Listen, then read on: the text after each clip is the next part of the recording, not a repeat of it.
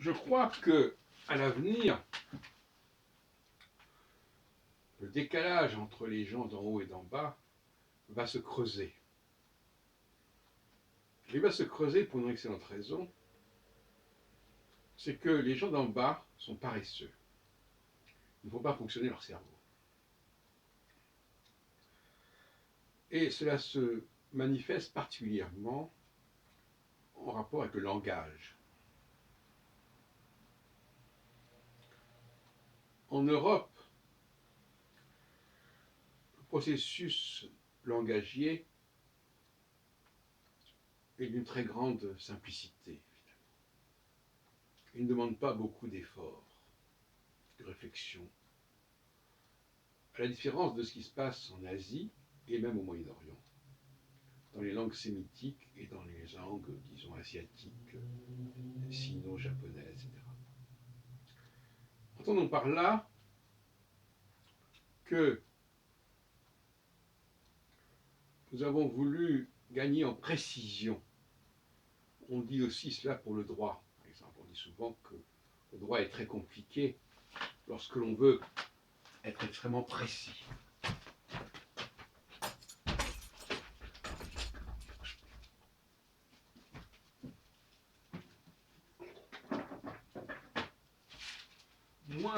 Moins de précision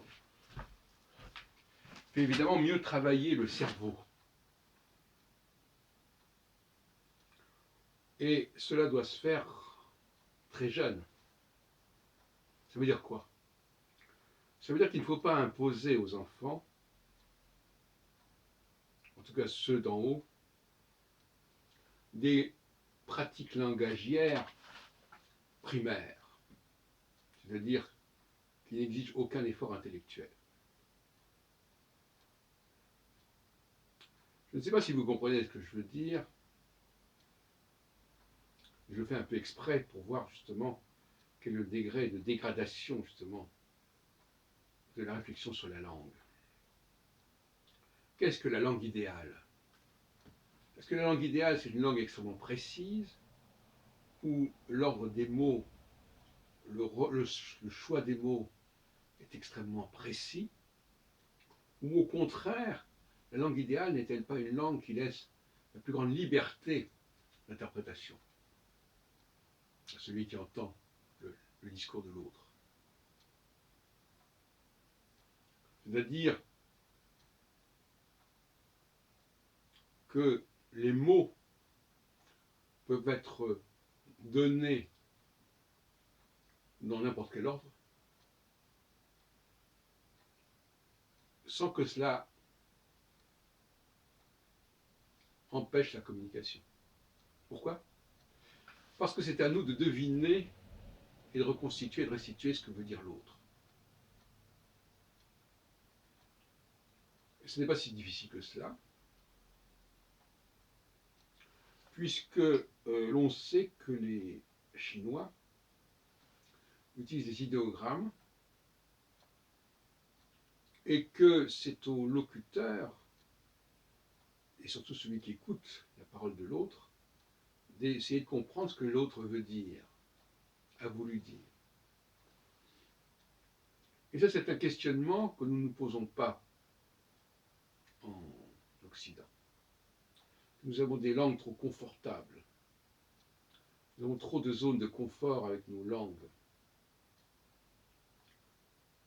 Tout est écrit, tout est classé. L'ordre des mots est parfaitement fixé.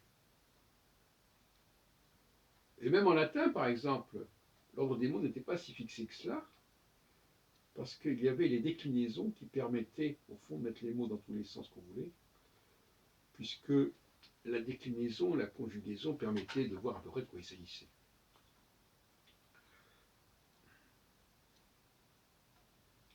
Nous allons vers une société où il y aura d'un côté l'élite qui utilisera un langage extrêmement imprécis en quelque sorte, et à chacun devra deviner ce qu'il en est, et une basse classe qui, elle, sera habitué à une langue extrêmement précise et qui ne demande pas beaucoup d'efforts intellectuels. Et donc le problème aujourd'hui, c'est que les langues sont devenues, les langues, il y a un nivellement de la langue.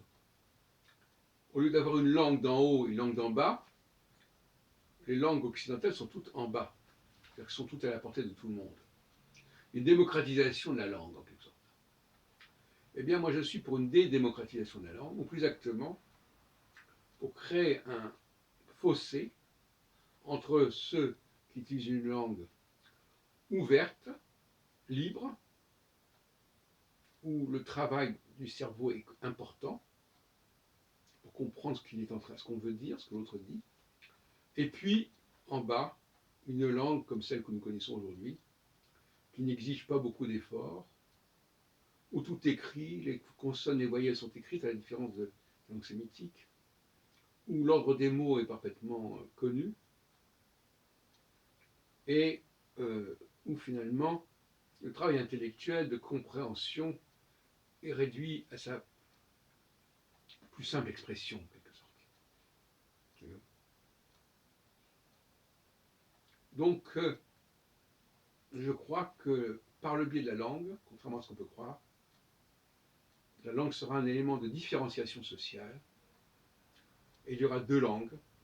La langue d'en haut qui combinera, qui laissera l'autre comprendre ce qu'on veut dire, deviner ce qu'on veut dire.